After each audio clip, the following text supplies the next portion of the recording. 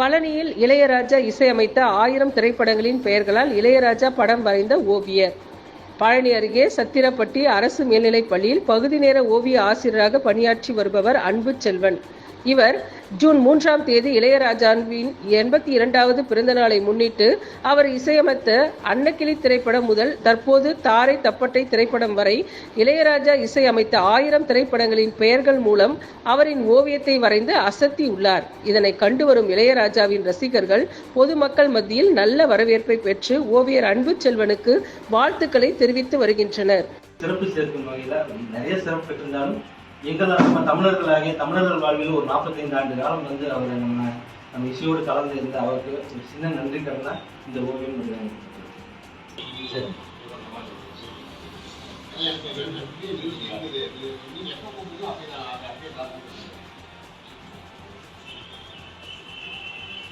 எத்தனை படம் போயிருந்தா 1000க்கு மேல